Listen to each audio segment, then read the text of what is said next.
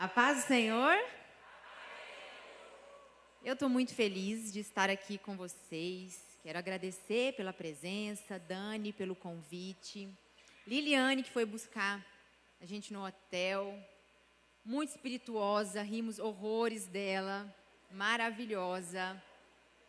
Amei conhecer a Liliane, a Dani que é minha conterrânea, né? Goiana também, pastora também minha conterrânea. Também é goiana. Eu moro em Rio Verde, mas eu sou natural de São Luís de Montes Belos, que também é Goiás. Eu moro em Rio Verde há 17 anos.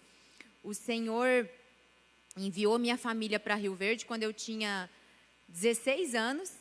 E naquele período eu não sabia, não fazia a menor ideia do que Deus estava fazendo. Inclusive, para mim, foi horrível. Sabe quando Deus te tira de um lugar e te planta em um solo aparentemente infértil? Foi exatamente assim que eu senti. Olhei para aquilo e falei, o que pode surgir de bom desse lugar?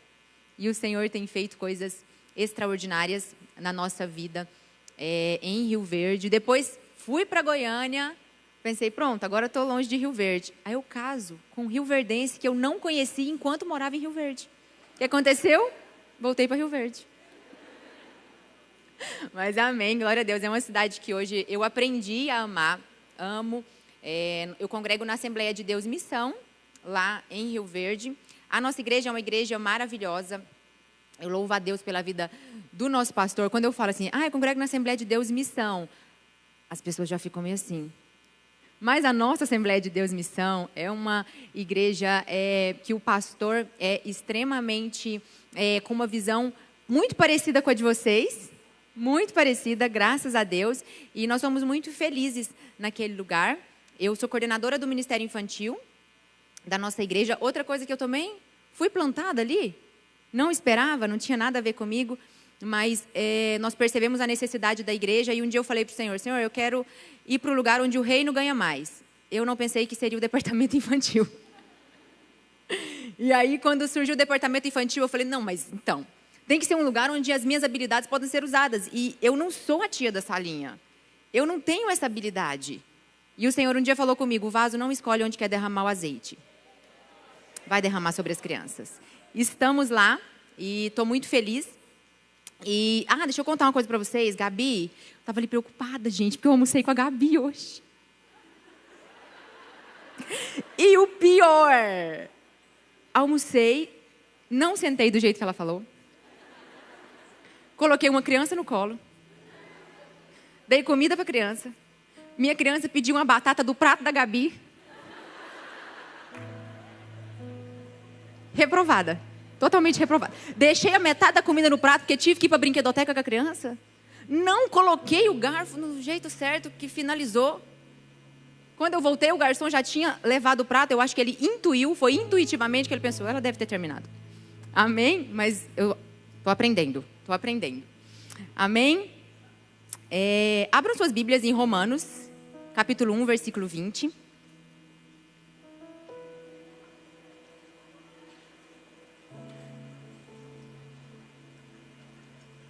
Romanos 1, 20. Pois os atributos invisíveis de Deus, seu eterno poder e sua natureza divina, têm sido vistos claramente desde a criação do mundo, sendo percebidos por meio das coisas criadas. Amém? Hoje, quando a Gabi começou a ministrar, eu fiquei muito feliz com a ministração dela. Eu confesso que eu estava um pouco preocupada. Porque quando ela começou, aí ela trouxe a base bíblica e ela construiu tudo que ela veio trazer para nós em cima da base bíblica. Foi a primeira coisa que ela fez aqui foi o quê? Bíblia. Ela falou da palavra, trouxe a palavra. E tudo que ela construiu após foi em cima da palavra. E aí, quando eu fui convidada para ministrar em um evento que eu vi lá, feminilidade bíblica, eu falei, meu Deus, tem misericórdia de mim. Porque eu tenho entendido algumas coisas sobre o estereótipo da feminilidade que tem sido pregada por aí. E eu falei, meu Deus, qual será a visão da feminilidade que elas têm lá? Eu vi um pouco com um pouquinho de medo, assim. Quando a Gabi ministrou primeiro, eu fiquei mais tranquila. Mas quando ela pegou para ministrar, eu até tinha pegado o iPad aqui e falei, Deus, qualquer coisa eu mudo a palavra.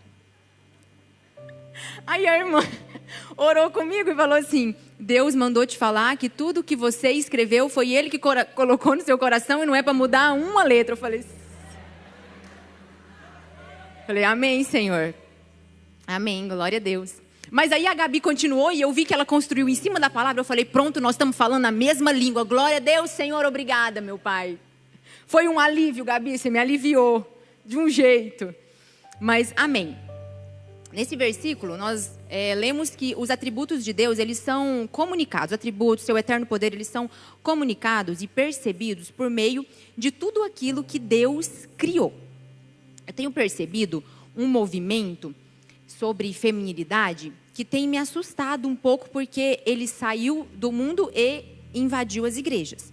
Então eu tenho ficado um pouco atenta quando eu vejo alguém falando sobre feminilidade, percebendo de onde que vem essa ideia de feminilidade. Por que isso acontece?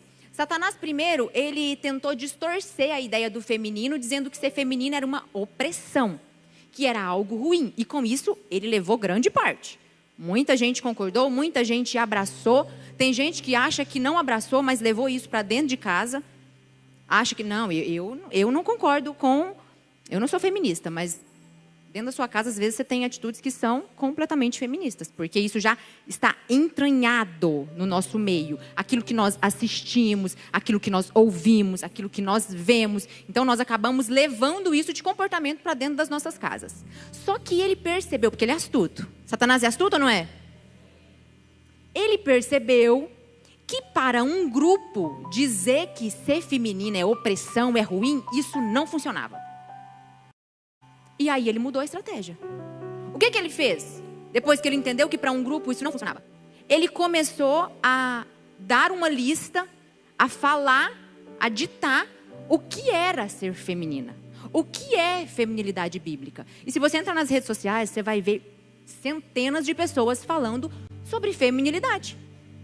Sobre como se portar.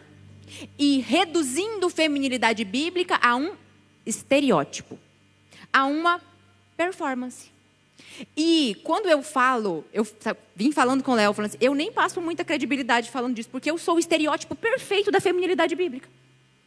Dessa feminilidade que, bíblica não, dessa que viralizou aí, eu amo um vestido midi. Você vai me ver 90% das vezes, você vai me ver de vestido. Você vai ver as minhas unhas curtinhas, unhas claras. Um dia perfeito para mim, sabe o que é fazendo o quê? Panetone. Amassar pão, o dia que eu tô, sabe, um dia ruim que eu quero, fazer uma terapia, eu vou amassar pão.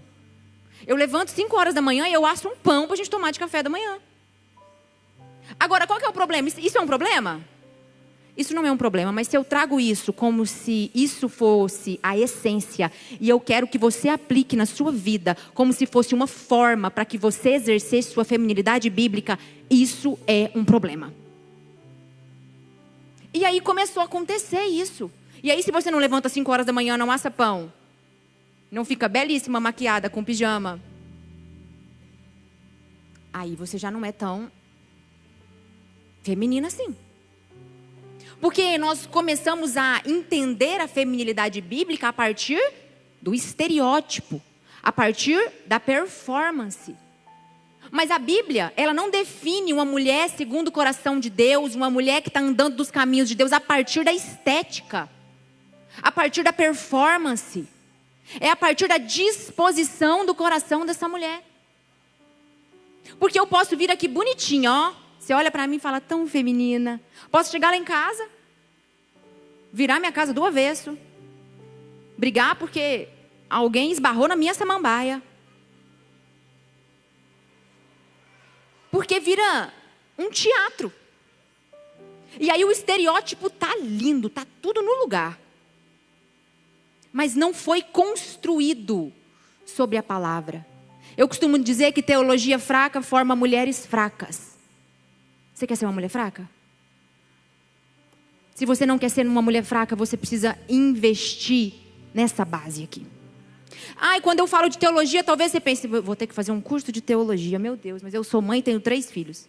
Teologia não é sobre o método, não é sobre um curso.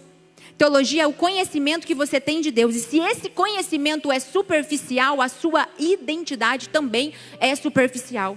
E aí você vive para desempenhar um papel. E esse papel é aquilo que o mundo está dizendo sobre o que é ser feminina. E se você for ler as listas de feminilidade, elas vêm de um lugar que não é bíblico.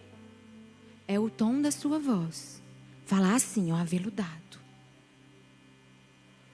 É aqui, ó, o jeito que você... E na verdade, se você for observar, isso vem de preferências masculinas e tem muito mais a ver com algo sexual do que bíblico. É muito mais para atrair o olhar masculino do que realmente para glorificar a Deus. E a diferença da feminilidade que o mundo está pregando e da feminilidade bíblica é que a feminilidade bíblica, ela existe para exaltar ao Senhor, para manifestar os atributos e a intenção de Deus ao te criar mulher. Tudo que Deus faz é com uma intenção e existe uma ordem. Deus é um Deus de ordem.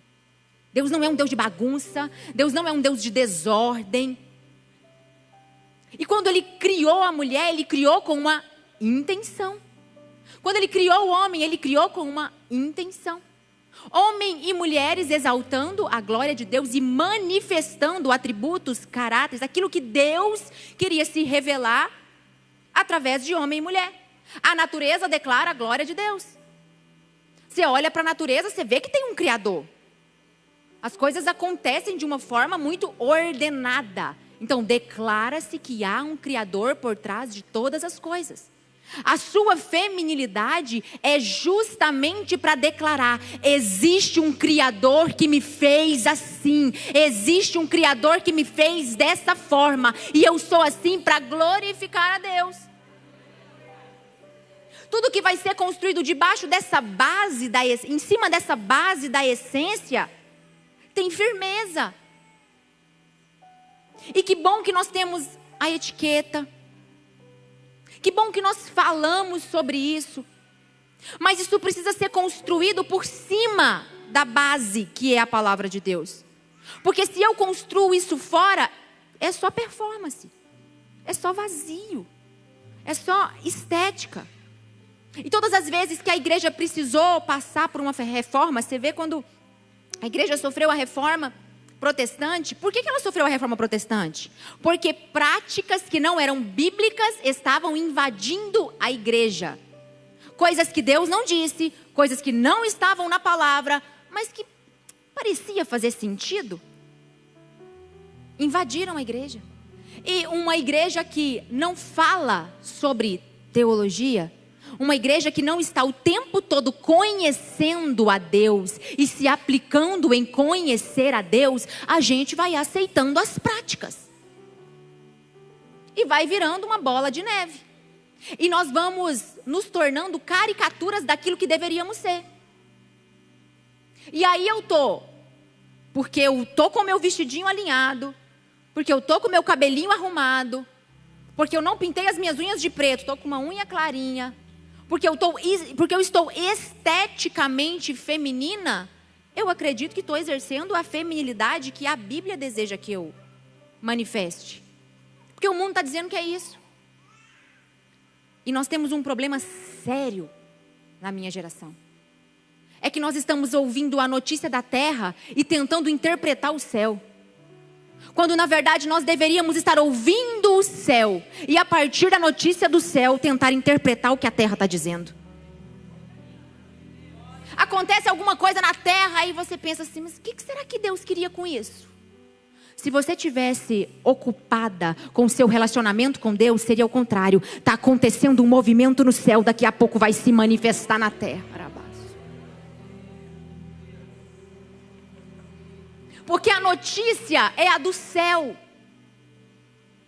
A mulher que entendeu que precisa conhecer a Deus e viver conhecendo ao Senhor, ela está ouvindo a notícia do céu. Aí está acontecendo um desastre na vida dessa mulher. Você olha para a vida dela e você fala, como que ela consegue? A notícia da terra para ela é uma notícia de morte, é uma notícia de tragédia, é uma notícia de tristeza. E essa mulher continua caminhando passos firmes e constantes, porque a teologia que dá base para a vida dela não é uma teologia fraca.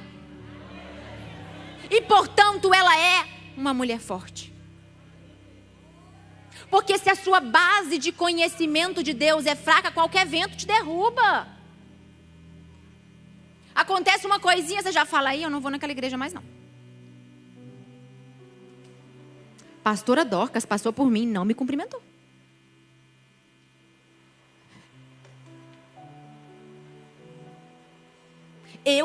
Era para eu ser a líder. E aí você vai desistindo, você vai esmorecendo. Porque você não está embasada. E uma casa construída sobre a areia, ela desmorona. A casa precisa ser construída sobre a rocha. Tem coisas que são maravilhosas, que não são pecado, que não são ruins, mas estão sendo construídas sobre uma base que é de areia. E você precisa construir sobre uma base que é rocha, sobre palavra de Deus. O princípio é a palavra de Deus. Depois pode se desdobrar para várias coisas, mas o princípio é a palavra de Deus.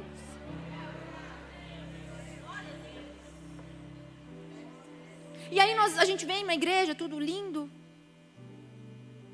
Mas o que está acontecendo dentro das nossas casas? Ano passado o Senhor liberou uma palavra sobre a minha casa. Eu tinha uma moça que me ajudava lá em casa. E um dia eu estava me arrumando para sair, o Senhor falou comigo: pode dispensar a Maria. Falei, como que eu vou dispensar a Maria? Porque com a Maria, eu levanto 6 horas da manhã e eu não estou dando conta de tudo. Sem a Maria, o que eu vou fazer? Falei, não, deve ser coisa da minha cabeça. Porque quando é o que a gente quer ouvir, a gente fala, viajei, hein? Mas se fosse uma coisa que eu quisesse ouvir, é de Deus. Estou ouvindo a voz do Senhor. E aí falei, não, acho que não é. Continuei me arrumando. De repente, outra vez, pode dispensar a Maria. Falei, Deus, eu não tenho condições nesse momento. Com tudo que eu tenho para fazer, eu não tenho condições nesse momento. O Senhor falou comigo, eu vou esticar suas pernas. Pode dispensar ela. Aí mandei mensagem para o Léo, ele não estava em casa. Falei, amor, Deus falou comigo. E ele falou para dispensar a Maria. Ele falou, isso não é de Deus? Falei, amor, eu acho que você ficou impressionada. Porque como que nós vamos conseguir sem a Maria? Quando ele terminou de falar isso, sobe uma mensagem assim. Minha mãe tinha mandado um áudio de 4 minutos e meio. Falei, um podcast. E eu sou péssima de WhatsApp. Péssima. Eu deixo para responder depois. 3 dias depois, eu vou lá te responder, porque você não me respondeu, mas na verdade fui eu que não te respondi. Eu te respondo mentalmente. Juro que eu te respondi. E aí na hora eu ia deixar para ouvir o áudio mais tarde, porque eu estava correndo, mas era, né, porque era 4 minutos de áudio. Mas ouvi. Minha mãe disse assim, minha filha, eu tive um sonho com você essa noite. Na mesma hora que eu estava falando para o Léo que a gente precisava dispensar a Maria. Tive um sonho com você essa noite. Eu sonhei que estava na rua da sua casa, olhava para a sacada e a sacada brilhava. E tinha muita gente olhando para a sacada. Muita gente comigo. Olhava para a sacada e a sacada brilhava. E alguém dizia para mim assim, sobe lá em cima para você ver o que está acontecendo lá. Aí eu ia lá em cima, chegava, o chão estava brilhando, as crianças brilhavam, a casa brilhava. Estava um negócio lindo, assim, uma glória. E eu falava para você, minha filha, que coisa extraordinária que Deus está fazendo. Meu Deus, e você dizia para mim assim, vai ficar melhor. Só que antes eu tenho que tirar uma pessoa aqui de dentro da minha casa. A Maria. Ninguém sabia que Deus tinha falado comigo. Aí só encaminhei o áudio para o Léo, não falei nada, só encaminhei o áudio. Falei, minha mãe acabou de me mandar. Ele falou, dispensa a Maria. E a Maria era ótima. Não tinha a ver com a Maria. Tinha a ver com aquilo que Deus queria fazer comigo. Dispensei a Maria e pensei, agora, pelas minhas contas, no mínimo, vou ter que acordar às 3 da manhã. Mas, repete comigo aqui. O Senhor sempre se responsabiliza por aquilo que Ele direciona.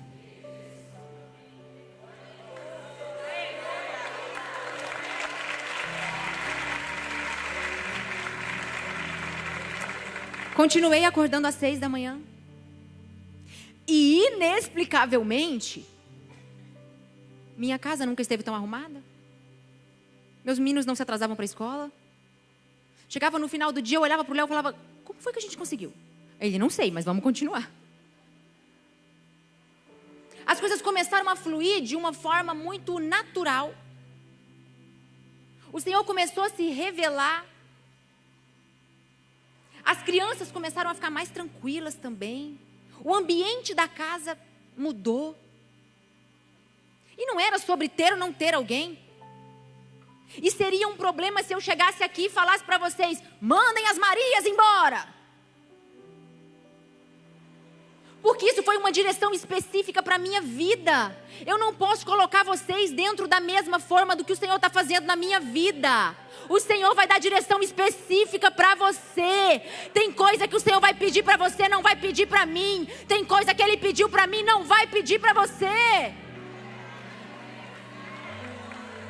Sabe, tem um movimento de mulheres voltando para casa. Volte-se para sua casa. E eu apoio esse movimento, volte-se para a sua casa. Mas talvez esse voltar-se para a sua casa não seja abandonar seu trabalho. Talvez seja olhar para a sua casa, entender o que está acontecendo ali, como você pode ser intencional para servir os seus. Eu não posso pegar a minha realidade e colocar para você. Agora você pensa, se todas nós mulheres nos trancarmos dentro das nossas casas e formos nos preocupar apenas com os nossos. Isso é evangelho? Esse egoísmo de assim, não, eu, meu marido e meus filhos. Volte-se para a sua casa, mas para transbordar fora dela. Volte-se. Olhe para a sua casa, mas para transbordar fora dela. Eu creio em homens e mulheres de Deus invadindo a cidade, homens e mulheres de Deus ocupando lugares estratégicos em empresas estratégicas, homens e mulheres de Deus ocupando lugares na política, restaurando a ordem das coisas.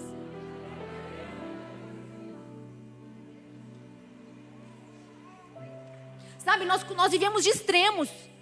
Ou as mulheres abandonam completamente suas casas, não sabem nem o que acontece ali, não cuidam dos filhos. Ou elas se voltam para sua casa e ignoram o ID. Eu tive uma professora que mudou a minha vida. Se essa mulher tivesse se voltado para dentro da casa dela e não tivesse ido dar aula. Sabe o que uma professora minha fez? Tia TT. Ela me deu aula na 4ª série. E eu tive uma infância muito difícil, de pobreza extrema, que a gente não tinha o que comer em casa. Eu tive uma irmã que perdeu 80% da visão de um olho. Então, a família, ela era mais nova que eu, 3 anos. A família, a gente girava em torno dela. E eu aprendi a me virar. Mas eu não era muito vista. Só que eu me acostumei com isso, tá tudo bem. Eu me virava. Hoje, quando eu vou ensinar meu maior desafio da maternidade é ensinar a tarefa de casa. Quem está comigo?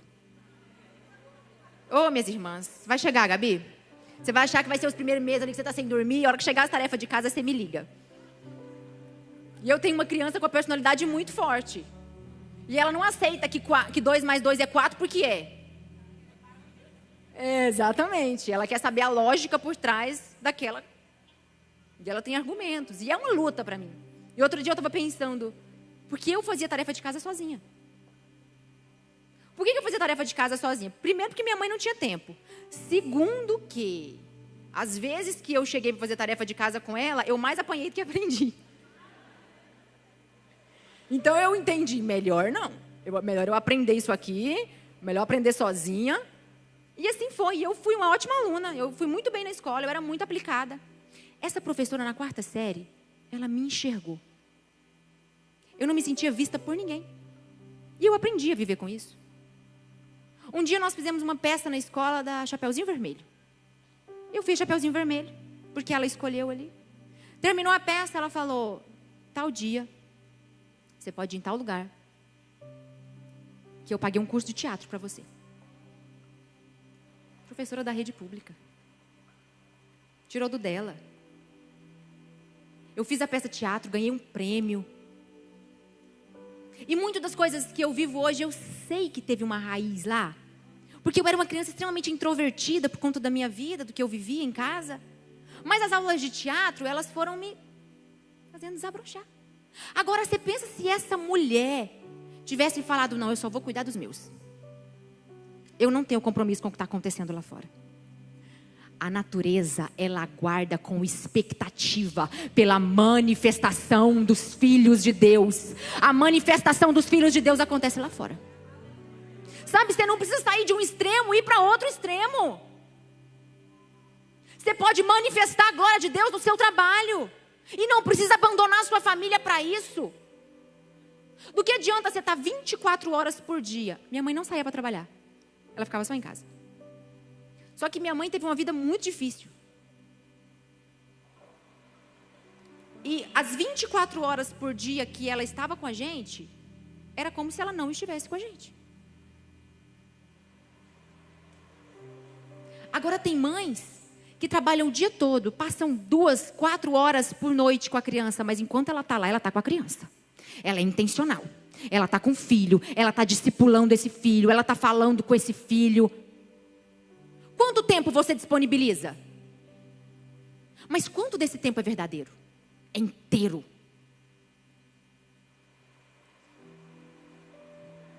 E aí quando eu tive esse sonho, minha mãe teve esse sonho, o Senhor falou comigo e Maria foi.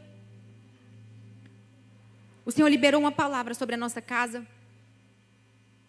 E nós desde então estamos nos movendo debaixo dessa palavra. E a palavra é que eu libero onde eu vou. Depois disso, todo lugar que eu vou, eu libero essa palavra. Que não só o Brasil como o mundo, nós vamos viver um avivamento que vai sair das casas para a nação. Foi muito claro para nós o Senhor falando sobre isso. Vai ser das mesas para o altar. Só que as casas, elas não são fim nelas mesmas. Sabe, esse movimento de se voltar para casa é maravilhoso.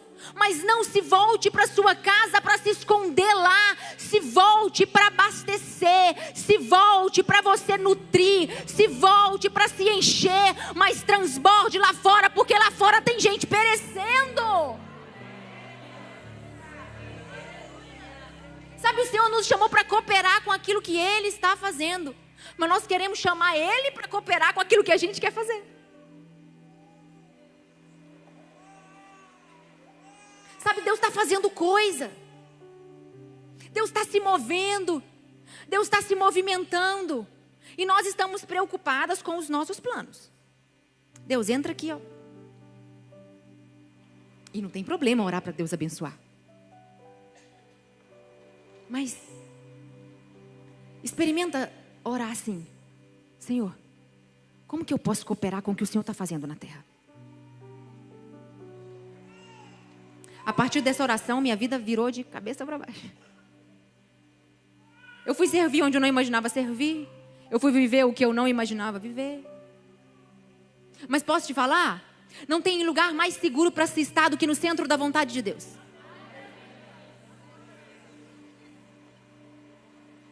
Nós começamos a dividir a vida como se existisse uma vida na igreja e uma vida secular. Não existe isso para o cristão.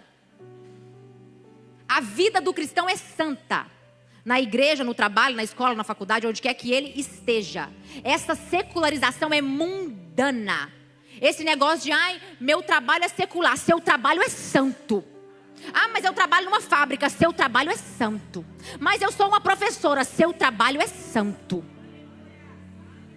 E se o Senhor te colocou lá, é porque você pode cooperar com o que Ele está fazendo lá. O problema é que não dá para cooperar com o que Deus está fazendo Vivendo de performance. Vivendo de aparência de crente. Vivendo parecendo crente. Porque senão você vai ficar igual... Você já viu na Bíblia uma passagem da crucificação de Jesus? Que tem, curiosamente, um menino envolto num lençol assistindo Jesus sendo levado? Estou viajando não, tem isso. Tem um menino envolto num lençol e por acaso ele está nu. Ele está só com o lençol. E olhando Jesus sendo conduzido. De repente alguém puxa o lençol dele. E ele está nu. Está despido. O Senhor te colocou num lugar para você cooperar com o que Ele está fazendo. Mas você precisa ir vestida. Porque se puxarem o lençol. Se puxarem o lençol. O que tem debaixo do lençol? Sabe que às vezes a gente se esconde porque a gente sabe que está nua. Eu não vou falar nada não, porque se... Só que você não vai se esconder. Você vai se vestir. Você vai parar de se esconder. Porque se me questionarem o que eu vou falar, você não tem o que dizer? Pois então venha para a Bíblia, porque você vai ter o que dizer. Para de se esconder, porque você está nua. Vá se vestir.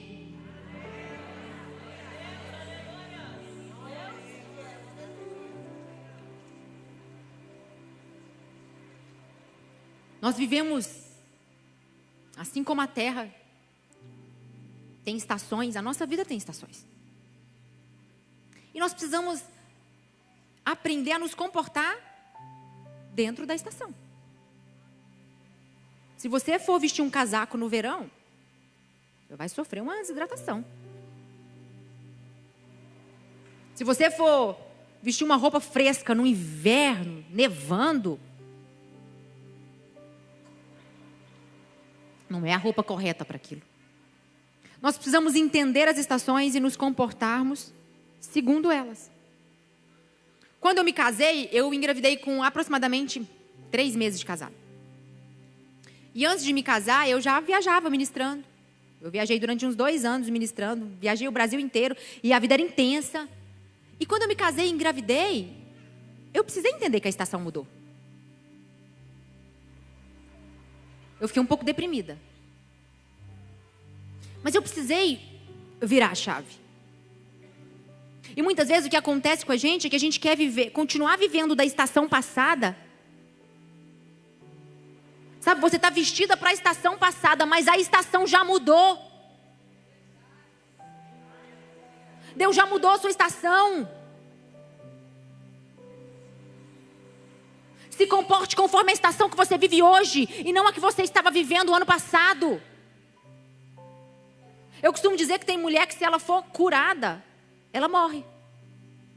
Porque ela se acostumou tanto a viver na dor, a viver sofrida, a viver se vitimizando, que ela não tem repertório para ser uma mulher curada. Fulana foi curada, pronto, acabou o sentido da minha vida. O sentido da minha vida era a minha dor. O sentido da minha vida era a minha tristeza. O sentido da minha vida era chegar na pastora e falar: pastora, você não sabe como está a minha vida. E agora, se eu não tenho mais essa dor, se eu sou uma mulher curada, vou viver para quê? E tem mulheres que já foram curadas e estão sem sentido da vida, porque a vida girava em torno da dor. Quando a sogra de Pedro é curada, o que ela faz? Levanta da cama, vai servir, e Jesus está curando dentro da casa dela. O Senhor já te curou. O Senhor já te curou. Levanta dessa cama e começa a servir, porque o Senhor quer curar a gente dentro da sua casa.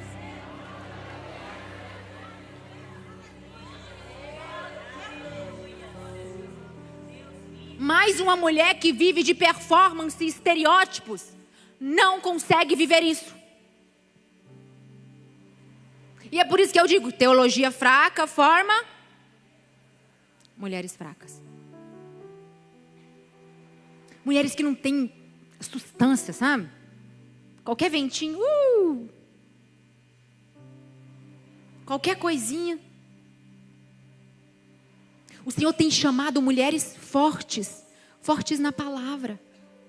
Sabe que anos atrás, nós, mulheres, ficávamos muito mais com o serviço de manutenção da igreja.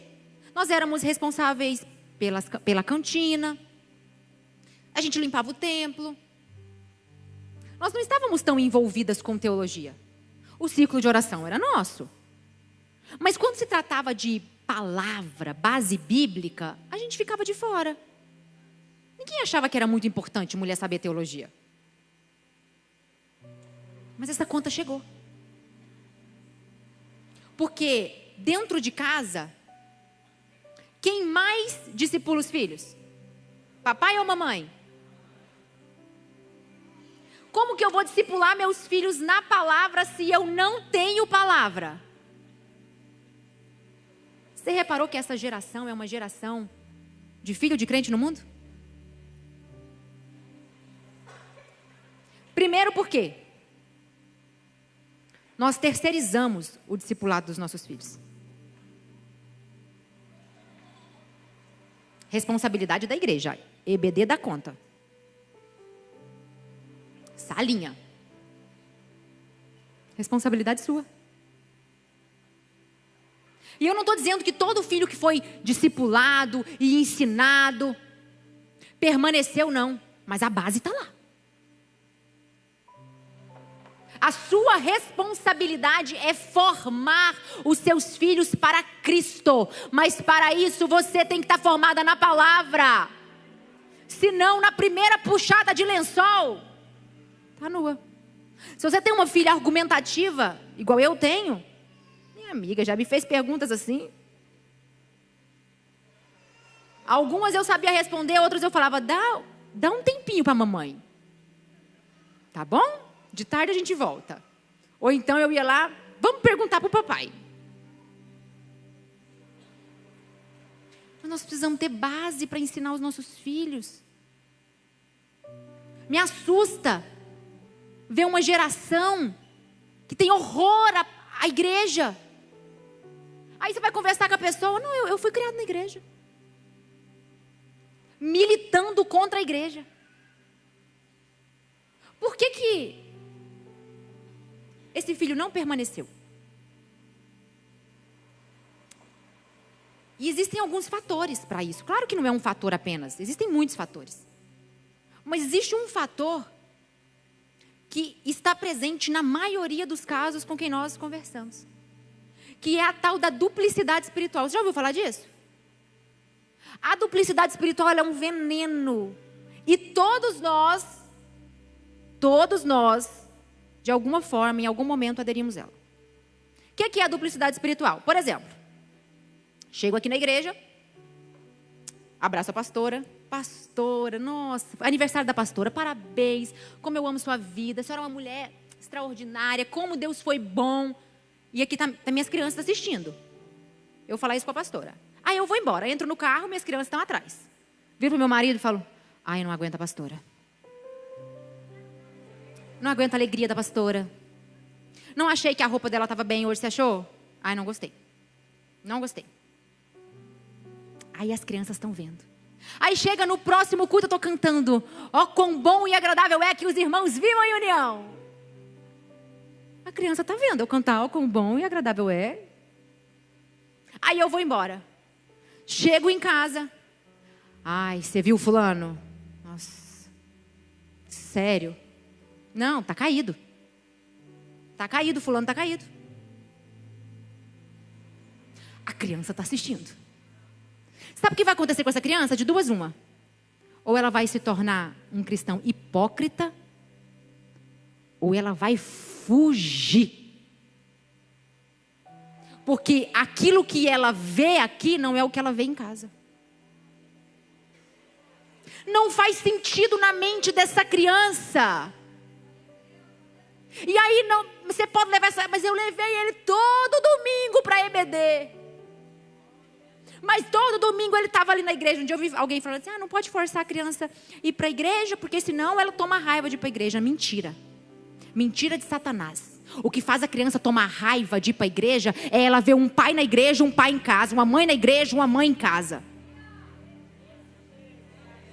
Ai, mas você tem que respeitar. Deixa eu te falar uma coisa. Se seu filho não quer tomar antibiótico porque o gosto é ruim, você simplesmente fala, tá bom, não toma. Ai, não quer tomar vacina porque dói. Tudo bem, então não vamos tomar. Ele não tem maturidade para escolher. Então quem faz as escolhas por ele é você. E é sua responsabilidade trazer ele para a igreja enquanto ele está sob a sua responsabilidade, enquanto ele não tem maturidade para escolher. Agora, também não vai adiantar muita coisa você trazer ele aqui e ele ficar vendo outra coisa na sua casa. Eu creio que o Senhor está levantando uma geração de mulheres fortes. Sabe por quê? Eu não sei se você tem percebido esse movimento, mas eu tenho percebido um movimento das mulheres se voltando para a palavra. Sabe? Eu tenho percebido as mulheres mais interessadas. Não só no que estão dizendo sobre a Bíblia, mas no que Deus está falando aqui. Sabe quando Paulo fala que não pode dar comida sólida, que tem que alimentar com leitinho? Eu tinha uma ideia completamente diferente disso, até que um dia eu entendi o que estava acontecendo ali. Quem prepara o leite? Alguém prepara e dá na boca. Agora, quando você cresce, quem tem que preparar a sua própria comida? A gente é alimentado com leitinho, que é as pessoas estudando a palavra, interpretando e trazendo para nós, enquanto a gente é menino. Você precisa amadurecer, vai preparar a sua própria comida. Eu amo livros devocionais, amo, tenho vários. Mas para de ficar comendo só devocional que alguém escreveu, vai preparar a sua própria comida. O Senhor quer se revelar a você, mas você só consome revelação que Ele deu para outro. É um problema isso? Se é a sua única fonte de nutrientes, sim, é um problema. A criança, quando começa ali a introdução alimentar, ela ainda está no leite, mas já está introduzindo ali uma comidinha sólida. Vai comendo ali, daqui a pouco ela está preparando seu próprio alimento. Sabe, tem gente que tem 50 anos de crente e só se alimenta da palavra do pastor no domingo.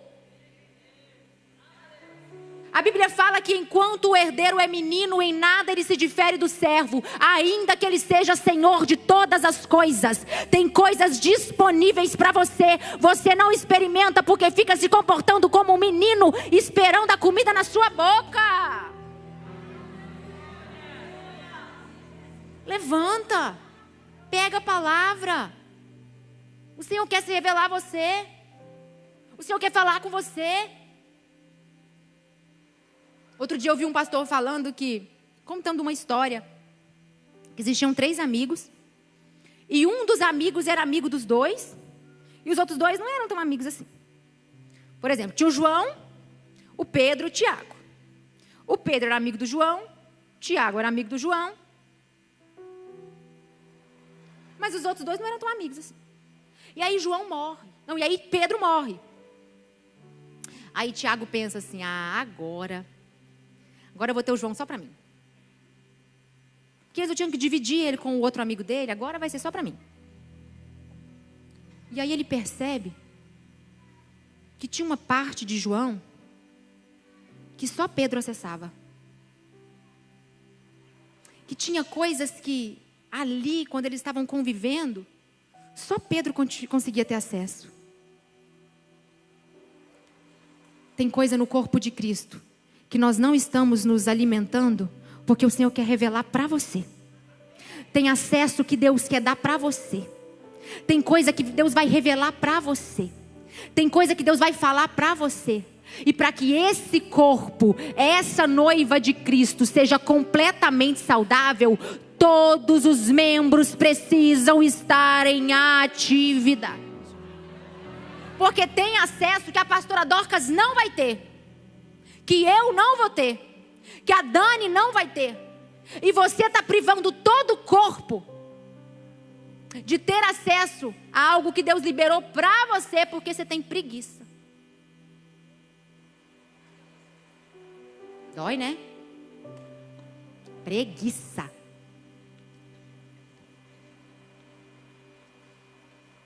Aí você tem tempo para muitas coisas. Eu tenho uma frase que eu uso muito, que é: primeiro o importante, depois o urgente. Repete comigo.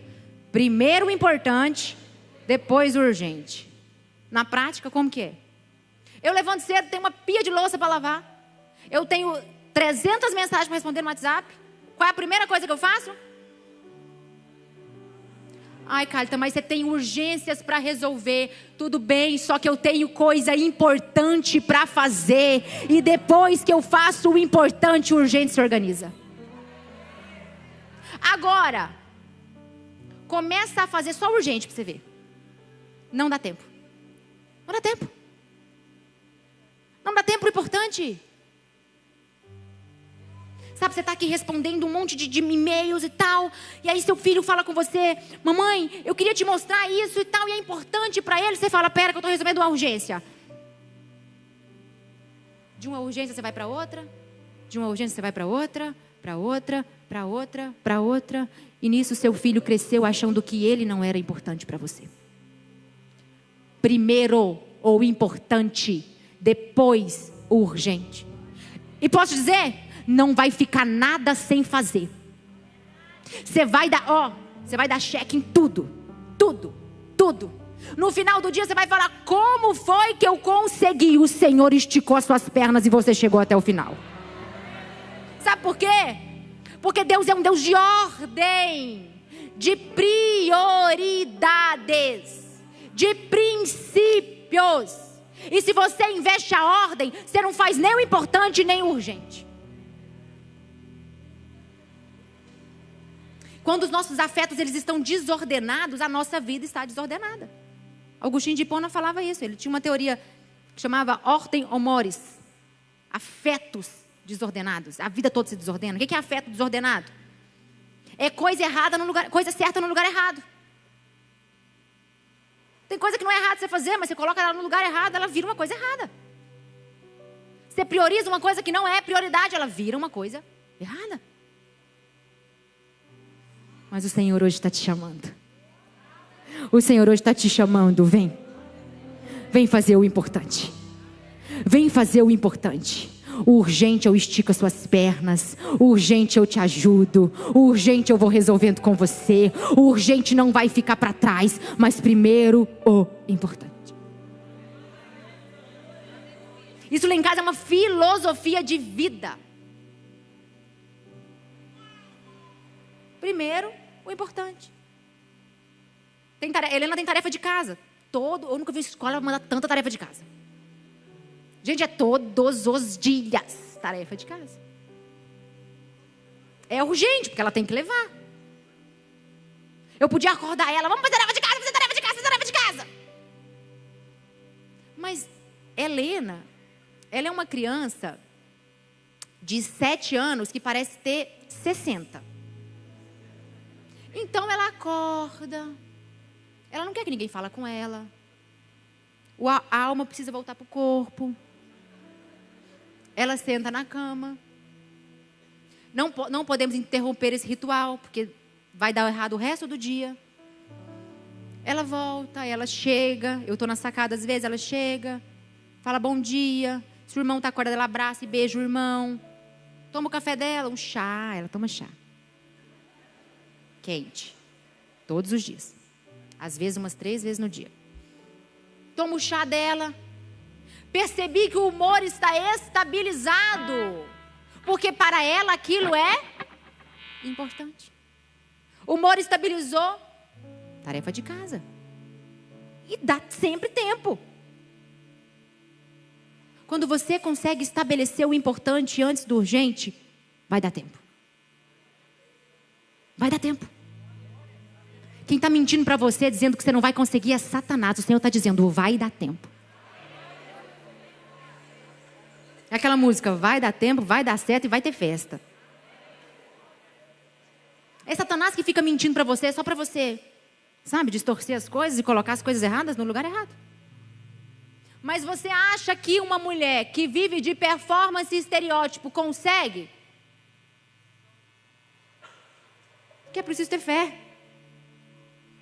É preciso ter fé para olhar para a minha rotina, com alguém me ajudando, e eu não conseguindo entregar tudo até o final do dia, e acreditar que se o Senhor direcionou, Ele vai se responsabilizar. É preciso ter fé.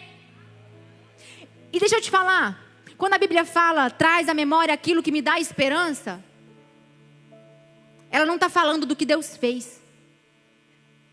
Ela está falando de quem Deus é. A sua esperança não está naquilo que Ele faz, está em quem Ele é. E Ele é bom, Ele é um Pai perfeito, Ele é fiel, Ele é justo. Você pode confiar, porque Ele está acima de qualquer suspeita. Você quer aprender a viver a vida tendo Deus acima de qualquer suspeita? Para de trazer à memória só aquilo que Ele já fez. Começa a trazer à memória quem Ele é. E para saber quem Ele é, por isso que sem palavra não vai dar. Por isso que sem palavra não vai dar para você continuar. Você não vai conseguir sem a palavra. Vem tempos difíceis por aí. Eu queria vir aqui falar para você que vem lindos tempos aí. Não vem. Vem tempos difíceis e você só vai continuar. Você só vai conseguir se você estiver firmada na palavra. É palavra para te fortalecer. Se coloca sobre os pés.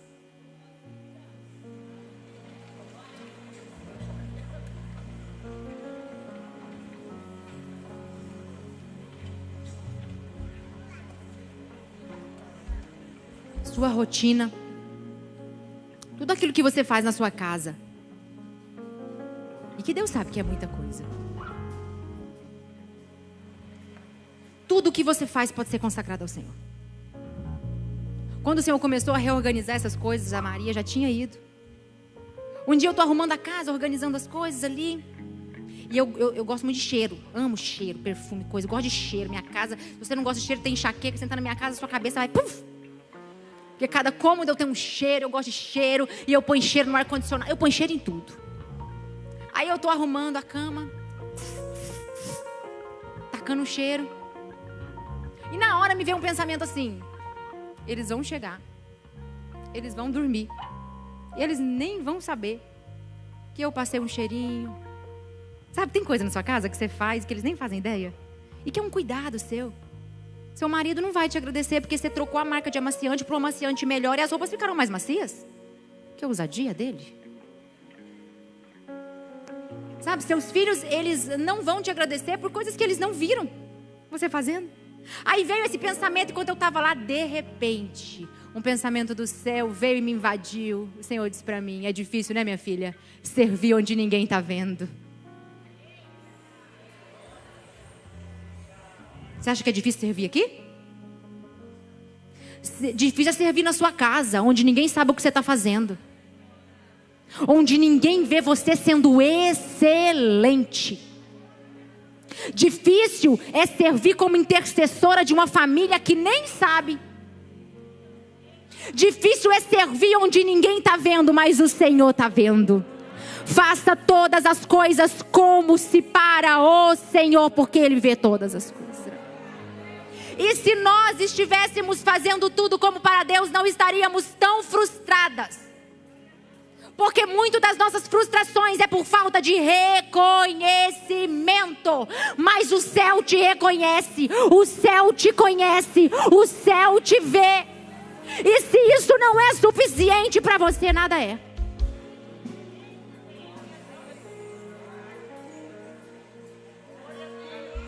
Quantas mulheres aqui estariam dispostas a servir O ministério de mulheres aqui da igreja, levanta a mão.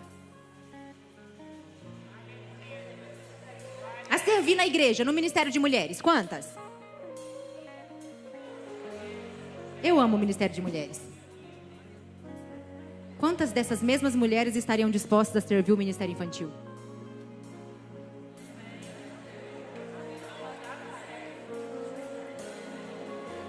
O vaso não escolhe onde quer derramar o azeite. E se você está disposta a servir em qualquer departamento da igreja, menos no ministério infantil, nós precisamos rever as suas motivações. Sabe onde que você tem que servir? Cara, então como que eu sei onde que eu tenho que servir? Onde o que você tem vai ser usado para o reino. 300 mulheres servindo no ministério infantil e 2 irmãs servindo. 300 mulheres servindo no ministério de mulheres e 2 servindo no ministério infantil. Você tem que ir para onde? Para onde você quer? Ou para onde a igreja precisa? Essa igreja precisa que você sirva aonde? Ai, não, mas... Ai, eu não gosto. Então você vai orar. Ai, mas eu não quero. Eu também não queria. Quando eu assumi o ministério infantil, foi uma coisa muito louca, porque o único departamento que eu achei que eu nunca iria era o ministério infantil. Porque eu não tenho o quê? O estereótipo da tia da salinha. Primeiro, eu não sei bater palma no ritmo. Eu não sei cantar. Fazer aqueles negócios maravilhosos que as tias fazem. Eu não sei recortar um coração. Eu não tenho essas habilidades manuais, sabe? De fazer o negócio. Porque para criança tem que ser o negócio todo. E aí eu fiquei, Deus, eu não tenho isso, eu não tenho isso, eu não tenho aquilo. Eu não sei recortar coração, eu não sei isso, eu não sei aquilo. Aí o Senhor falou comigo, eu não quero alguém para recortar coração. Para isso tem um monte. Eu quero alguém para tocar os corações. Eu quero alguém que vai derramar o azeite. Eu quero alguém que vai derramar sobre essas crianças. Não é com aquilo que você acha que eu quero. É com aquilo que eu quero de você. Para de tentar oferecer uma comida que Deus não quer. Pergunta para Ele, que comida o Senhor quer comer? Outra coisa. Eu acredito que aqui não tem, só na minha igreja que tem. Aqui não tem crente de banco só, que não serve em nenhum lugar, né, pastora? Pastora, fala isso pra mim, não. Oi, irmãs. Vocês são tão lindas. Mas deixa eu te falar. Membro sem função está fora do corpo. Membro sem função está fora do corpo. E vai atrofiar até morrer. Isso aqui é corpo. Nenhum membro pode estar sem função. Corpo. Ah, mas eu sou crente de banco. Vamos ter que te converter então. Vamos ter que orar para você converter. Todo membro tem uma função. E talvez a sua função não seja a minha, não seja a da pastora, mas tem uma função. Tem lugar para você no corpo. Só que talvez não seja o lugar que você quer. Porque às vezes Deus te fez fígado e você quer ser coração. Pois você vai se comprometer comigo. É forçado mesmo, levanta a mão assim. Você vai se comprometer comigo, com essa igreja e com o Senhor. Você vai dizer assim, ó, Senhor, a partir de hoje, eu não sou mais um membro sem função. Me envia para onde o reino ganha mais comigo, ainda que seja um lugar que eu não quero estar. Compromisso. Compromisso. Compromisso. Para todo design existe um desígnio. Por exemplo, essa cadeira foi feita para quê? E se alguém que não conhece cadeira chega aqui e olha essa cadeira, ele pode pensar 1000 coisas. Mas uma hora ele vai descobrir que aquilo ali é para sentar. Para todo design tem um desígnio. Não tem design sem desígnio. Por isso que não tem membro sem função. Essa igreja, a sua igreja, tem carências, tem lugares precisando de coisas que você tem para oferecer. E a partir de hoje você vai oferecer. A partir de hoje você vai oferecer. Eu quero orar com você. Eu quero orar por mulheres.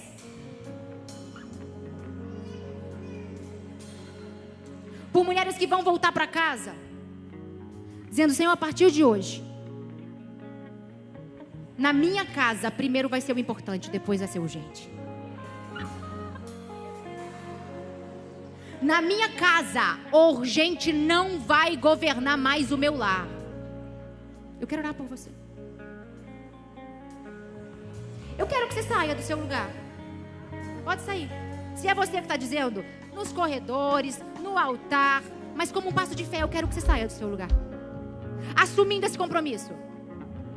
A partir de hoje, na minha casa, é o importante. Depois o urgente.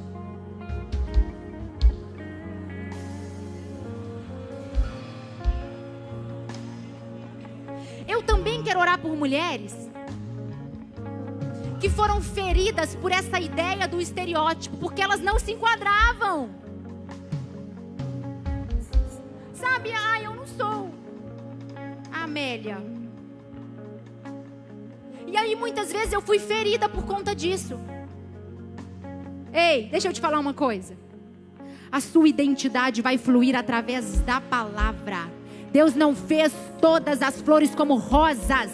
Deus tem lírios do campo, Deus tem margaridas, Deus tem copos de leite. E existe um desígnio para o seu design. Para de aceitar as mentiras de Satanás, dizendo que você tem que ser igual a fulana, igual a ciclana, para ser aceita e ser feminina. O Senhor te fez com um design único. Sai do seu lugar que Ele vai te curar hoje.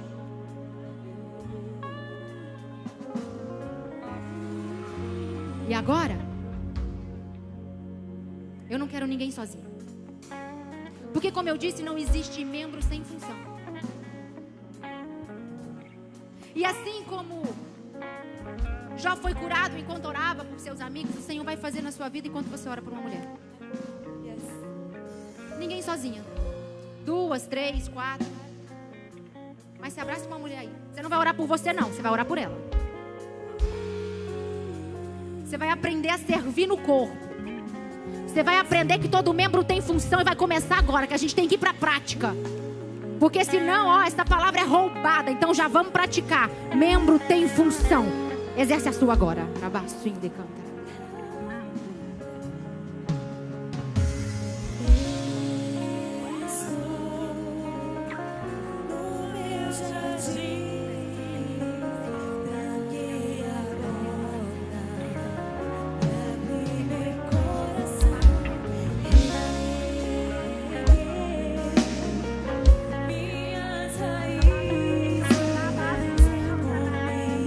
Lágrimas,